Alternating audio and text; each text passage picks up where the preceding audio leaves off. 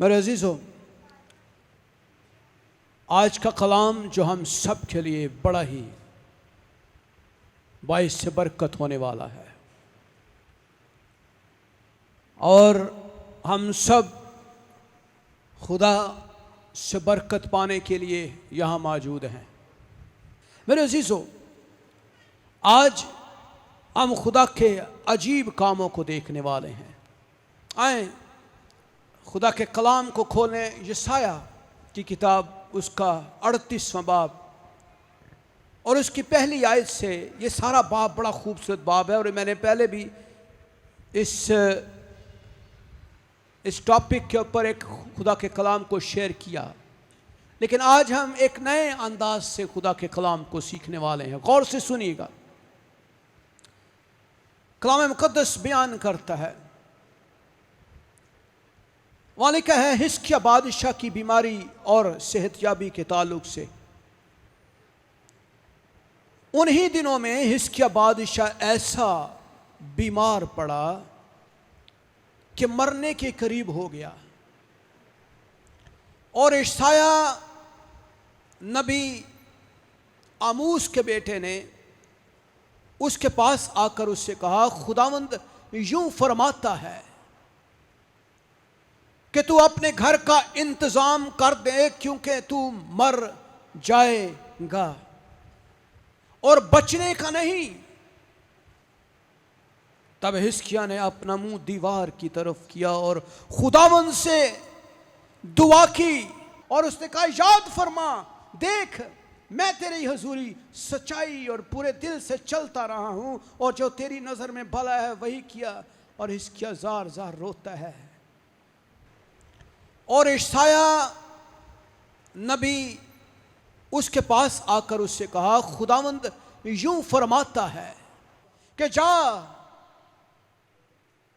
और हिजकिय्याह से कह कि खुदावंद तेरे बाप दाऊद का खुदा यूं फरमाता है कि मैंने तेरी दुआ सुनी, मैंने तेरी दुआ सुन ली, मैंने तेरे आंसुओं को देखा।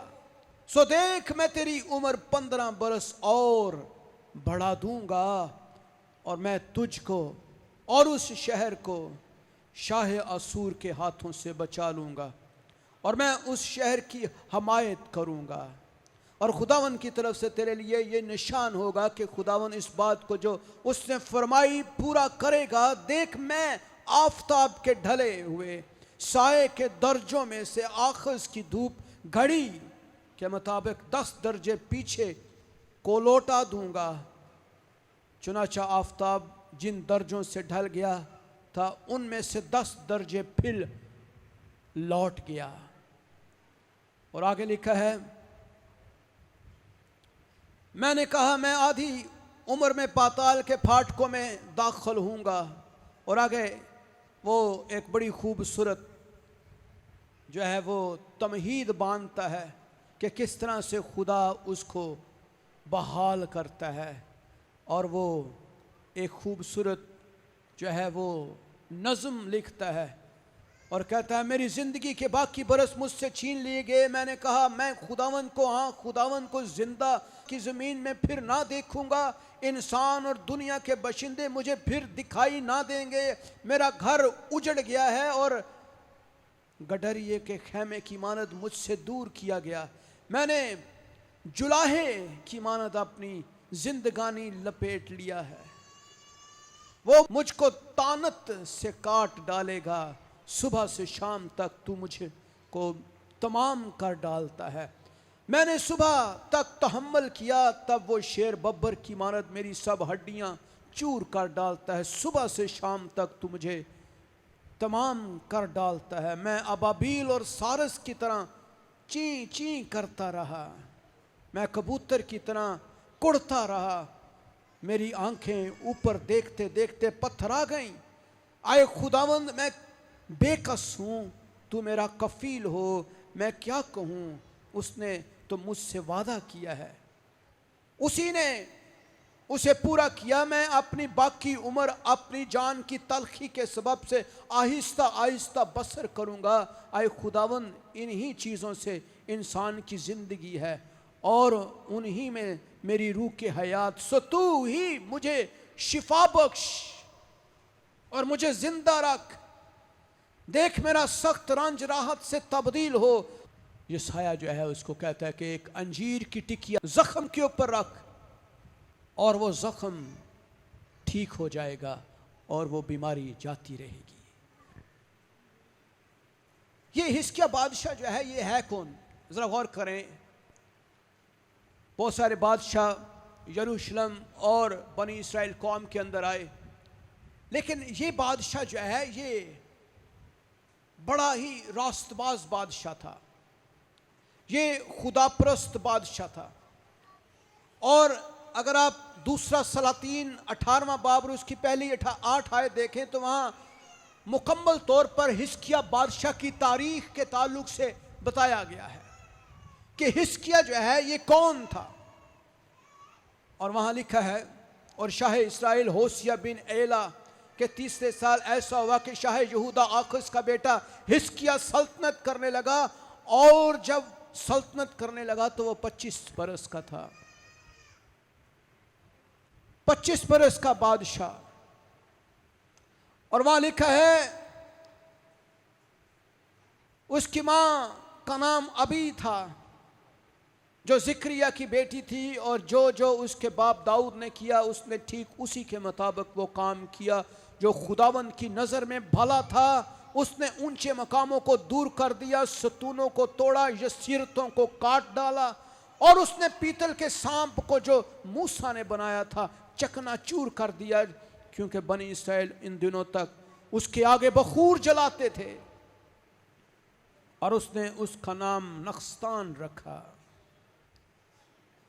और वो खुदावन इसराइल के खुदा पर तवक्कल करता था, ऐसा कि उसके बाद यहूदा के सब बादशाह में उसकी मानद एक ना हुआ और ना उसके पहले कोई था, क्योंकि वो खुदावन से लिपटा रहा और उसकी पैरवी करने से बाज ना आया, बल्कि उसके हुक्मों को माना जिनको खुदावन ने मूसा को दिया था। और खुदावन उसके साथ रहा, जहाँ कहीं भी वो गया कामयाब हुआ और वो शाह असूर से मुनहरफ हो गया और उसकी अतात ना की। फ़लस्तियों को गज़ा और उसकी सरहदों तक, निगहबानों की बुर्ज से फसीलदा शहर तक उसने मारा, रगेदा और तमाम किया। मेरे अजीज़ों, ये है वो होशिया बादशाह, एक अच्छा बादशाह जिसने खुदा परस्ती का काम किया, जो खुदा परस्त था, जो खुदा के कहने पर अमल करता था। और ये एक रास्तबाज बादशाह था। जब एक रास्तबाज शख्स बीमार होता है तो उसे क्या करना है? जब एक ईमानदार शख्स बीमार होता है तो उसे क्या करना है? बीमारी तरह तरह की होती है। हमें ज़ुकाम हो जाता है, हमें बुखार हो जाता है, हमें अलगी उस दवाई के साथ ही ज़िंदा रहना है। और कई बीमारियां तो ऐसी हैं कि उसका इलाज साइंस में भी नहीं है, मेडिसिन भी नहीं है। अभी रिसेंटली मैंने सुना कि नगेरिया वायरस एक ऐसा अमीबा जो कि इंसानी जिस्म के अंदर नाक के ज़रिए दाखिल होता है और वो आपके ब्रेन को यकदम खाना शुरू हो जाता है और 3 या 4 दिन के बाद ही इंसान की मौत वाक़या हो जाती है। इतना ख़तरनाक वायरस, ये वायरस भी नहीं है, ये एक माइक्रो ऑर्गेनिज्म है जो जिसका नाम अमीबा है। और ये ऐसा कीड़ा है कि एकदम से, और इसका इलाज आज के इस टेक्नोलॉजी के दौर में इंसान के पास नहीं है। बहुत सारी बीमारियां इस दुनिया में हैं जिनका इलाज नहीं है और वो मौत की तरफ ले जाती है। उनका अल्टीमेट एंड मौत है। और ये जो बादशाह है, इस बादशाह को भी एक ऐसा रोग लग जाता है और कहा यह जाता है कि इसको उस दौर में एक फोड़ा हुआ जो कैंसर का फोड़ा बन गया और उस फोड़े के अंदर इतना ज़्यादा ज़ख्म था कि उसका इलाज हकीमों के पास नहीं था। पूरी राया में से कोई इलाज करने की काबिलियत नहीं रखता था। और आखिरकार यशायाह को खुदा कलाम करता और कहता है, जा हिजकिय्याह से कह कि तू मरने वाला है। खुदा का कलाम यशायाह बिन आमोस के ऊपर ज़ाहिर होता है और कलाम किया है कि जा मेरे बादशाह हिजकिय्याह से कह कि अपने घर का इंतजाम कर ले, क्योंकि तू मरने वाला है। चंद दिनों में तेरी मौत वाक़या हो जाएगी। हो सकता है अगले महीने तक तू जिंदा रहे, हो सकता है 2, 3, 4 महीने तक तेरी जिंदगी के दिन मुकर्रर हैं।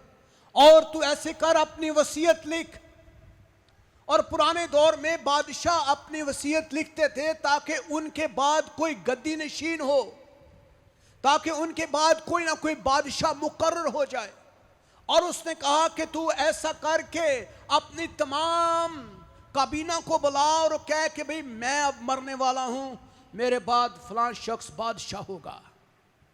सो खुदा ने उसके साथ कलाम किया और खुदा ने कहा कि देख तू मरने वाला है। God is talking to. मेरे अजीजों, मैं जब ये पढ़ रहा था तो मेरी आंखों में आंसू आ गए। मैंने कहा खुदावन अगर तेरी तरफ से मैसेज है तो फिर तो ये अंडरस्टूड बात थी कि वो मरने वाला है।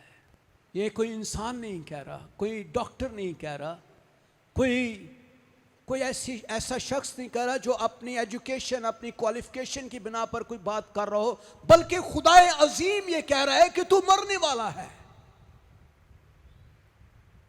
मैं बड़ा परेशान हुआ कि खुदावन हिजकिय्याह के ऊपर ये बात सुन के क्या गुजरी होगी।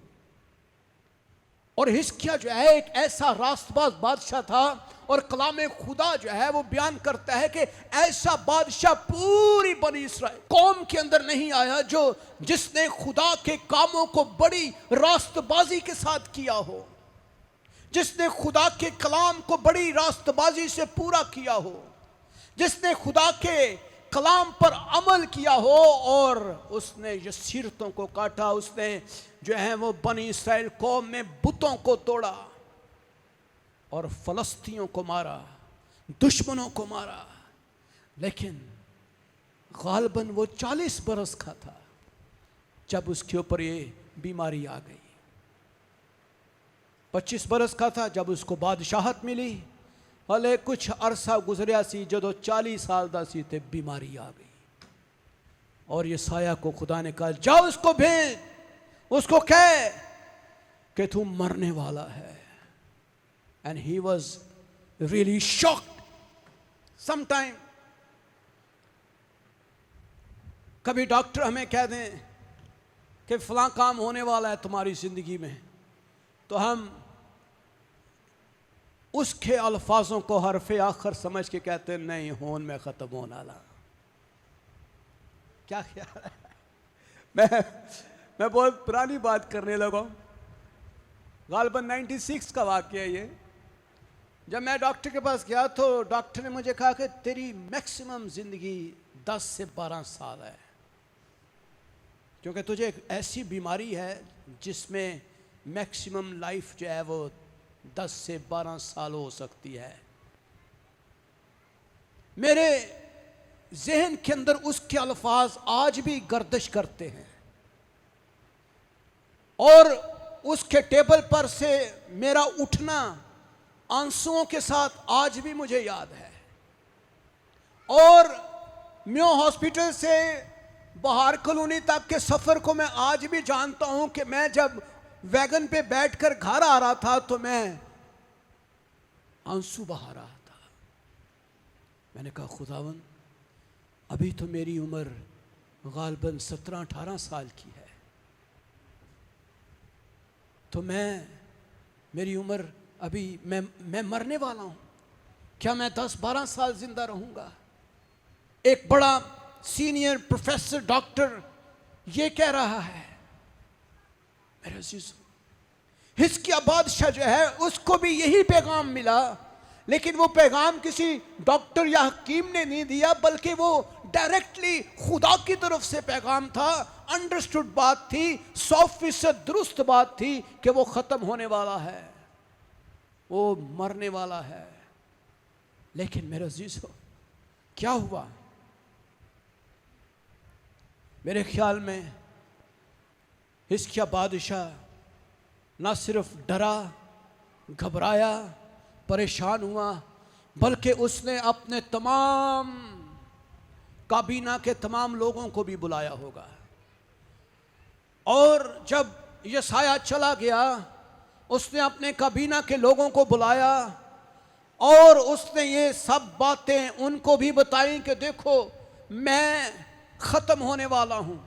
खुदा ने फरमाया है, खुदा ने अपने नबी के वसीले से कलाम किया है कि तू मरने वाला है, अपने घर का इंतज़ाम कर। मेरे अजीज़ों, लेकिन एक और ख़ूबसूरत बात उसने ये की, हिजकिय्याह ने अपना मुंह दीवार की तरफ किया। यहाँ पे आके मैं रुक गया और मैंने कहा, यह है एक ईमानदार का सबसे बड़ा काम। कलाम मुकद्दस में खुदा यीशु मसीह ने कहा कि जब तू दुआ करे तो कहाँ जा? अपनी कोठड़ी में जा, दरवाज़ा बंद कर और पोशीदगी में अपने खुदा के साथ, जो पोशीदा खुदा है, उसके साथ बातें कर, दुआ कर, अपना रोना, अपना चलाना, अपनी आहुजारी, अपने आंसू उसको दिखा, तब वो तेरी दुआ सुनेगा। और इसने भी वही काम किया। ये दीवार की तरफ रुख करके पोशीदगी में इसने खुदावंद से मिन्नत करना शुरू की, खुदावंद से दुआ करना शुरू की, खुदावंद से आहुजारी करना शुरू की। मेरे अजीजों, दुआ आपकी रूहानी जिंदगी में एक बहुत बड़ा किरदार अदा करती है। आपके रूहानी मामलात में दुआ आपको ज़ीरो से हीरो बना देती है। हालेलुया। आपकी शख्सियत को, आपकी नाकामियों को कामयाबियों में बदल देती है, आपकी तमाम तर लानतों को बरकतों में बदल देती है, आपके घर में अफसुर्दगी को, मायूसी को, परेशानी को वो खुशी और शादमानी में बदल देती है। हालेलुया। दुआ, वो रास्तबाज बादशाह था, उसको पता था कि मुझे खुदा ने कहा है, तो वो डायरेक्टली किसी डॉक्टर, किसी हकीम, किसी वैद्य के पास नहीं, बल्कि उसी खुदा के सामने जिसने ये फैसला सुनाया था, उसकी अदालत में अपना मसला लेकर चला गया। खुदावंद, हाँ मैनू दस, मैंने तो ऐसे बड़े बड़े अच्छे काम किए, तेरे साथ वफादार रहा हूं, तेरे साथ मैंने वफादारी की है, मैं तेरे सब कामों को करता रहा हूं, फरमाबरदारी करता रहा हूं, जो कुछ तेरे कलाम में लिखा और तेरे कलाम के मुताबिक हर वो काम किया है जो तूने मुझे कहा। आज मेरे अजीजों, हम जब खुदा की हुजूरी में जाते हैं, हम क्या कहते हैं? खुदावन हमने कितने अच्छे काम किए, कितने संडे हम चर्च जाते रहे। खुदा कहेगा, हम केड़े संडे गया मैं, तू कौन सी दुआएं करता रहा, तू कौन से तूने अच्छे काम किए हैं मेरे लिए, कौन सा वक्त तूने मुझे दिया है, कौन सी बातें हम खुदा के हुजूर रखते हैं। मेरे अजीजों, आज अगर हमें खुदा बरकत देता है, बीमारियों से शिफा देता है, हमें खुदा आज़ाद करता है, तो उसकी एक बहुत बड़ी बात यह है कि उसका फजल यीशु मसीह के वसीले से हमें बचाता है। उसका फजल यीशु के वसीले से हमें बचा लेता है, अदरवाइज हम इस काबिल नहीं। हिजकिय्याह के दौर में यीशु का लहू नहीं था, तो उसने अपने अच्छे कामों को, अपनी कुर्बानियों को, अपनी वफादारियों को खुदा के सामने रखा, लेकिन आज हम बर्रे के लहू को रखते हैं, आए खुदावन हमें माफ कर। यीशु मसीह के वसीला से, यीशु की कुदरत के वसीला से मेरी भेड़ी मेरी आवाज सुनती है। मेरे अजीजों, आज क्या अगर हम किसी ऐसी बीमारी में हैं जिसका नतीजा मौत है, इन्फ्लेमेटरी डिजीजेस हो सकती हैं, बहुत सारी बीमारियां हैं जिनका इलाज मेडिकल साइंस के अंदर बिल्कुल भी नहीं है, तो क्या करना है? दुआ का मज़बा लगाना है। मैं जानता हूं दुआ करना बड़ा मुश्किल काम है सबसे मुश्किल काम दुआ करना है। आप बिलीव करें, आप घंटों घंटे गप्पे मारते रहेंगे, बातें करते रहेंगे, टीवी देखते रहेंगे, खूबसूरत माहौल घर का होगा, जो ही दुआ की कॉल आ जाती है सारियां दे मुंह ते 12 वज जाते हैं। लो हुण दुआ करन लगे, जिन्हें कह छड़े ना आओ दुआ करे, ओदे वाल घूर के देन लै, मैं हले काम कर नहीं सा पई, मैनू दुआ याद आ गई, आप ही कर लै दुआ, मैं आप ही कर लांगी। हैं? दुआ जो है एक मुश्किल काम है। घरों में दुआ करना, दुआ का मज़बा लगाना, दुआ के लिए अपने आप को तैयार करना, ये बिल्कुल ऐसे ही है जैसे आप जंग कर रहे हैं। आप जंग करते हैं, आप जोर मारते हैं। और कुछ लोग तो सिर्फ सोना पसंद करते हैं, वो जोर मारते ही नहीं है, वो कुछ करते ही नहीं है। अगर हिस्किया कुछ ना करता और वो कहता है ठीक है खुदा वालों ही आई है ना, तो की कर सकता है बंदा? खुदा ने क्या, ठीक है जी ओके है, खुदावन मैं हाजिर हूं, ओके मर गया। क्या क्या ऐसा करने से हम अपनी बीमारियों से आज़ादी पा सकते हैं? क्या ऐसा करने से हम अपनी लानतों से आज़ाद हो सकते हैं? कई दफ़ा हम दुआ से खुदा के इरादों को बदल देते हैं। खुदा का इरादा जो है वो तो अंडरस्टूड था कि वो हिस्किया को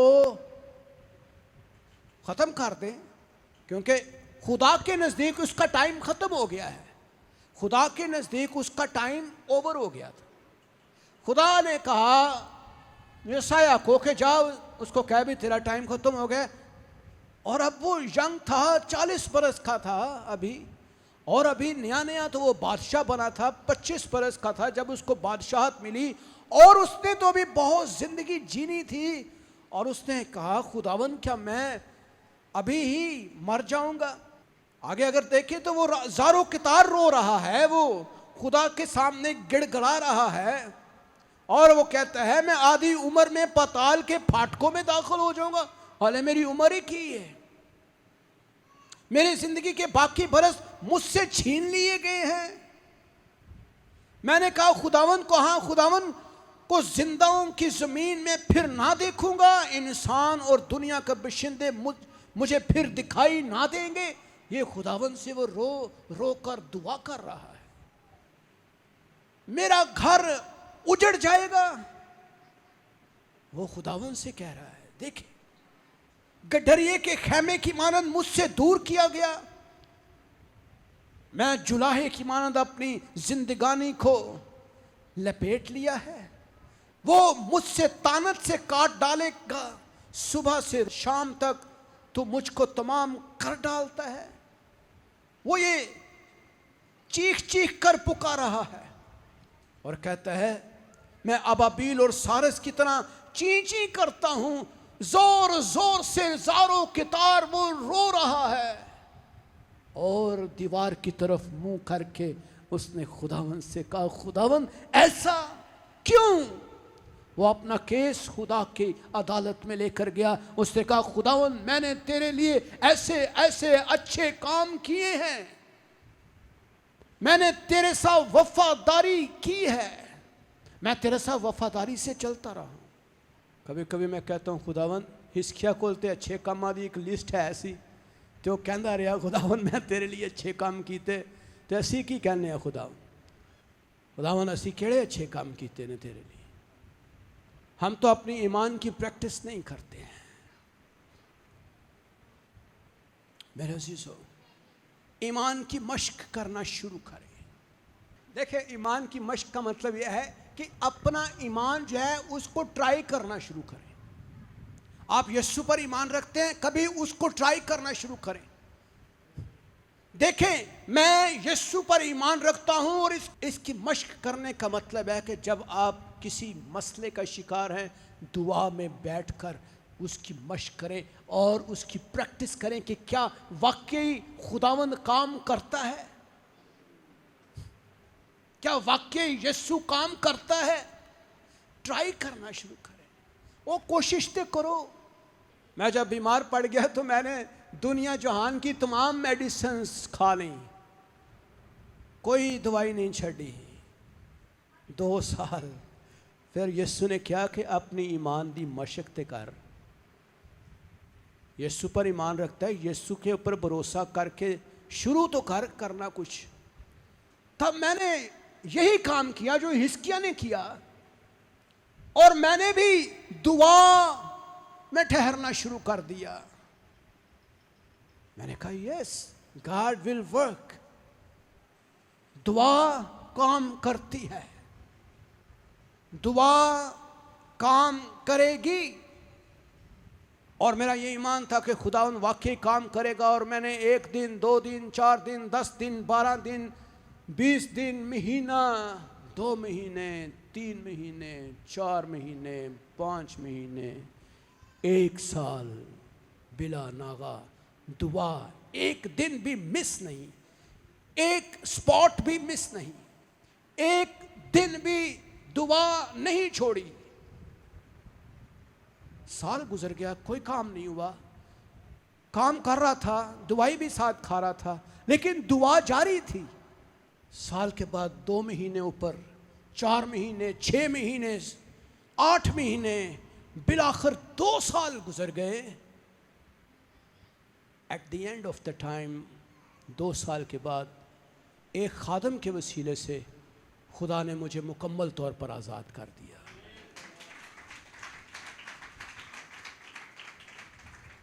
और जिस डॉक्टर ने मुझे कहा था 10-12 साल आप जिंदा रहेंगे, आज उस वाक़े को गुजरे भी 30-32 साल हो गए, और वो बीमारी आज तक उसने मुझे दोबारा नहीं पकड़ा। मेरे अजीजों, हिजकिय्याह ने यही काम किया। और हिजकिय्याह बादशाह चूंकि रास्त बादशाह ईमानदार था, उसने अपने सारे मसले को, अपने मामले को खुदा के हुजूर रखना शुरू किया, और वो ज़ारो कितार रोना शुरू किया। आए अपने आंसू खुदाओं को दिखाना शुरू करें। हम दुनिया को अपने आंसू दिखाते हैं, लोगों को दिखाते हैं, बहनों और भाइयों को दिखाते हैं। असी कहते साढ़े ते तरस खाओ, साड़ियाँ भैन भैन साढ़े ते तरस खाएंगे। आए मेरी भैन, कोई गल नहीं, तू कुछ नहीं होता, घबरा ना। क्या वो कुछ कर सकती हैं? असी उन्होंने रो रो के दिखाने हैं, आंसू बहा बहा के हम अपने बहनों भाइयों को, रिश्तेदारों को दिखाते हैं। लेकिन क्या होता है? क्या कोई आपका दिलासा बन सकता है? अयूब जो है, उसके ऊपर एक बड़ी आफत आई। उसकी बीवी, बच्चे, घर, माल मवेशी, तमाम चीजें जो हैं वो उजड़ गई, तबाह बर्बाद हो गई, सब कुछ खत्म हो गया। एक अमीर तरीन शख्स, और खुदा उसके लिए कहता है कि मैंने ऐसा शख्स पूरी दुनिया में ऐसा रास्तबाज नहीं देखा जैसा अयूब था। सब कुछ बर्बाद हो गया, सब कुछ खत्म हो गया, लेकिन वो एक रास्तबाज शख्स था। उसको खुदावन से वापस लेना आता था, उसको खुदावन से अपने चीजों को वापस लेना आता था। जब अबलीस हमसे कोई चीज चुरा के ले जाए, तो क्या आपको अबलीस से छीन कर चीजें लेना आती हैं? वो ले सकते हो, देखो लो, वो आपकी चीजें चुरा कर ले जाए तो क्या करेंगे आप? हम कहेंगे नहीं खुदावन साढ़े को नहीं कुवत नहीं, ओडा वड्डा शैतान साढ़े को, असी छोटे शैतान। वो बड़ा शैतान। हम अपने आप को, हम जो है कई दफ़ा हम इस तरह से अपने आप को जाहिर करते हैं कि हम जो हैं वो इतने खूब मायूस हो जाते हैं अपनी ज़िंदगी से कि हम खुदा को भी जो है ना कुछ भी नहीं समझते, हम खुदा की कुदरत को भी कुछ नहीं समझते। हम सोचते हैं कि हम एक ऐसे खुदा के साथ बात कर रहे हैं जो शायद छोटा सा खुदा है, छोटा सा। ओ माय गॉड, खुदा की हुजूरी को कभी बाइबल के हवालों के अंदर गौर करके देखें, इस समुंदर के अंदर झांक के देखें कि ये समुंदर कितना गहरा है। मुझे समुंदर के अंदर डाइविंग करने का बड़ा शौक़ था और मुझे खुदा ने ये तजर्बा भी दिया। 2010 में मैं थाईलैंड गया, तो मैं थाईलैंड के अंदर मुझे बड़ा मेरी डिज़ायर थी कि मैं देखूं तो सही समुंदर के अंदर है क्या। और वहाँ मैं, मेरे बड़ा भाई, मेरा छोटा भाई, हम तीनों थाईलैंड गए और सैर के लिए गए थे। वहाँ पे हमने एक ट्रिप लिया जो वहाँ पर एक डीप डाउन सी के अंदर लोगों को लेकर जाते हैं और वहाँ पे वो डाइविंग और स्नोगलिंग करवाते हैं।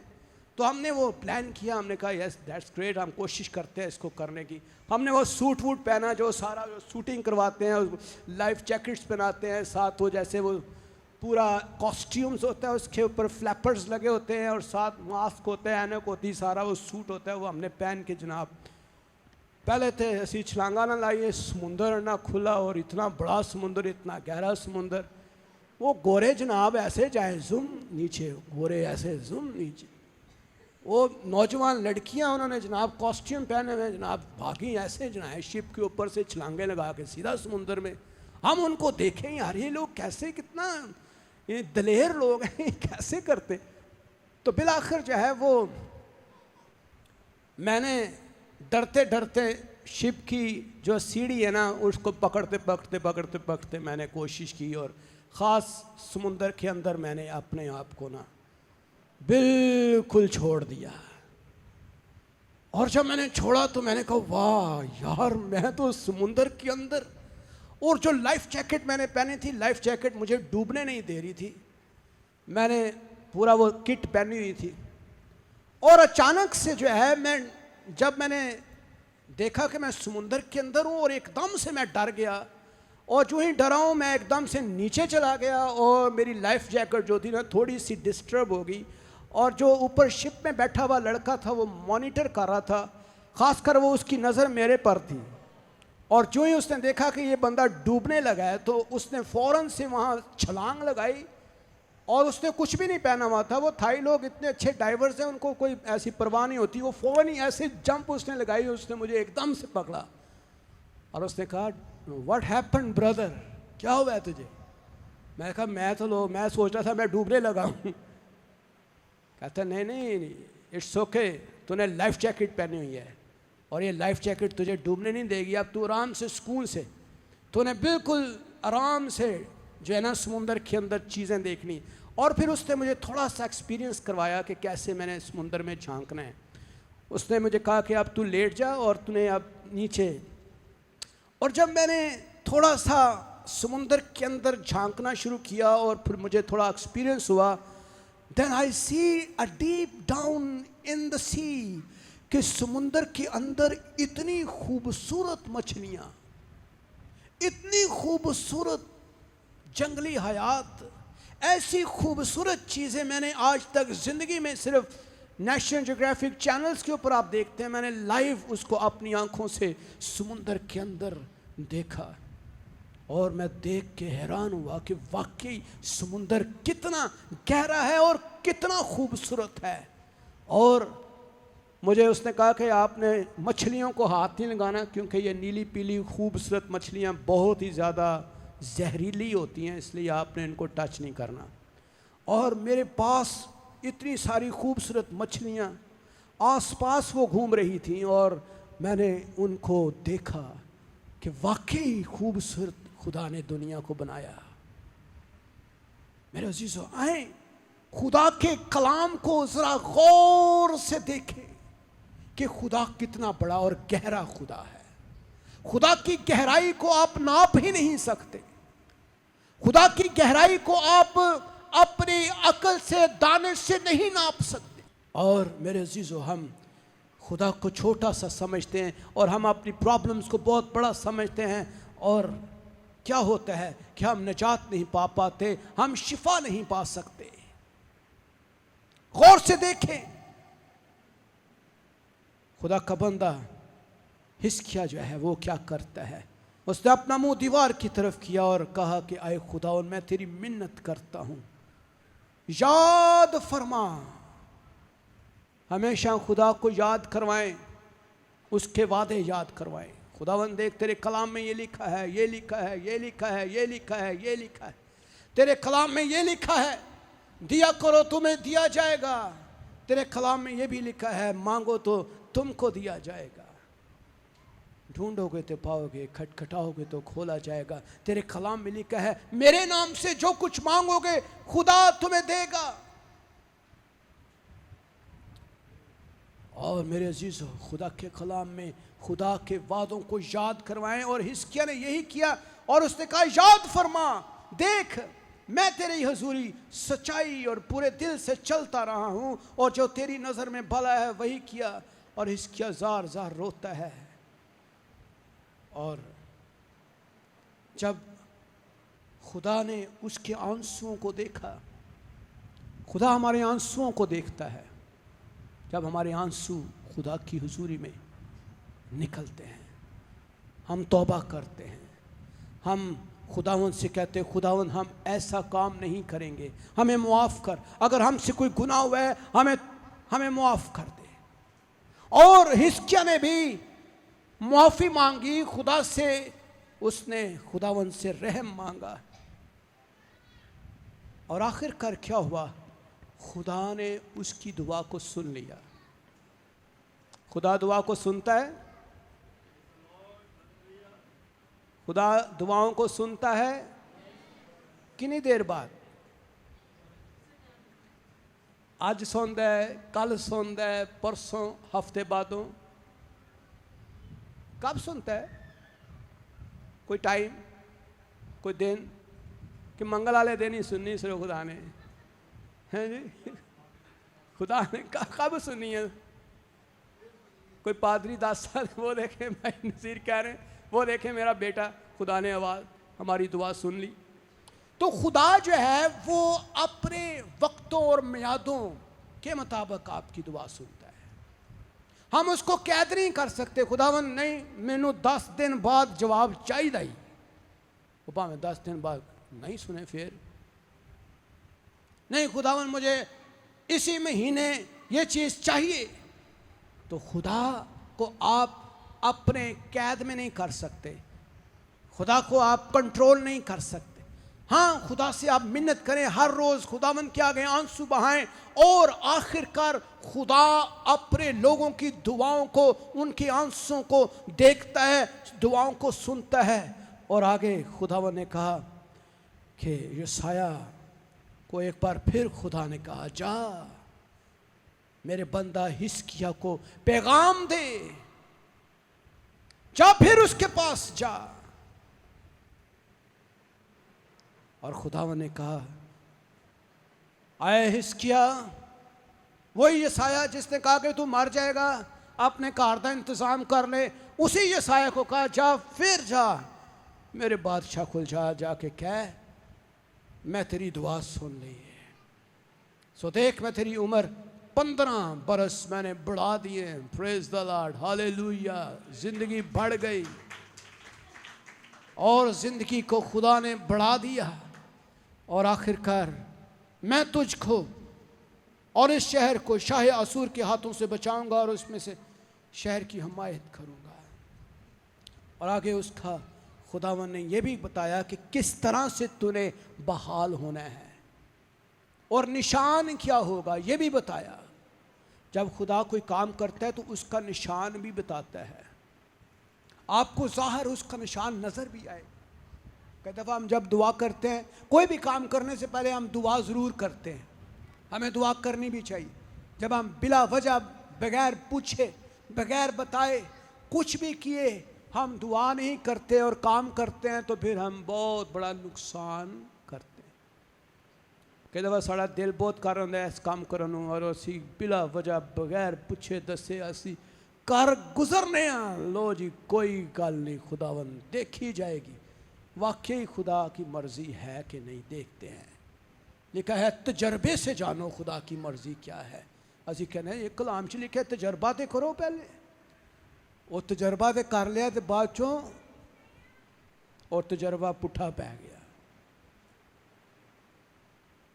ऐसा नहीं है, कलाम को गौर से समझने की कोशिश किया करें और आखिरकार क्या होता है, खुदावन उसकी दुआ को सुनता है। और खुदा ने कहा, यशायाह को कहा कि एक अंजीर की टिकिया ले और अंजीर की टिकिया को उस जख्म के ऊपर रखे और वो जख्म जो है वो आहिस्ता आहिस्ता ठीक हो जाएगा। सम टाइम ऐसा होता है कि हमें मेडिसिन से भी आराम आ जाता है। कई दफ़ा हम बीमार ऐसे पड़ जाते हैं कि हम एलोपैथिक मेडिसिन खाते रहते हैं, उससे आराम नहीं आता। मुझे एक तजर्बा हुआ, मुझे एक ऐसा प्रॉब्लम हो गया कि मैं 2 साल से बीमार था, काफ़ी पुरानी बात है, और मैं बहुत सारे हकीमों को मैंने ट्राई किया उसके लिए, स्टमक का प्रॉब्लम था उस वक्त। तो मैंने कहा यार खुदावन ये मसला हल नहीं हो रहा। मैंने तकरीबन 2 हफ्ते दुआ की इसके लिए। मैंने कहा खुदावन तू मुझे बता इसका हल क्या है। तो आखिरकार मैं एक दफ़ा जाते जाते ना मैं एक होम्योपैथिक डॉक्टर के पास चला गया। वैसे ही मैंने कहा चले देखते हैं ट्राई। मैंने उससे पूछा यार ये मसला है, मैं बड़ी दुआ की हालत में था। मैंने कहा यार ये प्रॉब्लम है मुझे। उसने मुझे 1 हफ्ते की दवाई दी। दवाई भी बहुत सस्ती सी थी, ना होने के बराबर। मैं कहा यार जो हकीमों की दवाई भी खाई है, काफ़ी खाई है, लेकिन नहीं आराम आ रहा, कोशिश करते हैं। वो 1 हफ्ते की दवाई से मैं मुकम्मल ठीक हो गया। उसकी और जो मसला था मुकम्मल, और इस बात को तकरीबन 32 साल हो गए इस मसले को, 30-32 साल, इससे भी शायद ज़्यादा। सम टाइम खुदा आपको मेडिसिन से ठीक करना चाहता है, और हिजकिय्याह को भी खुदा ने मेडिसिन से ठीक किया। यशायाह को कहा एक अंजीर की टिकिया ले उसके ज़ख्म के ऊपर लगा दे और वो ठीक होना शुरू हो जाएगा। असल में खुदा ही काम कर रहा था।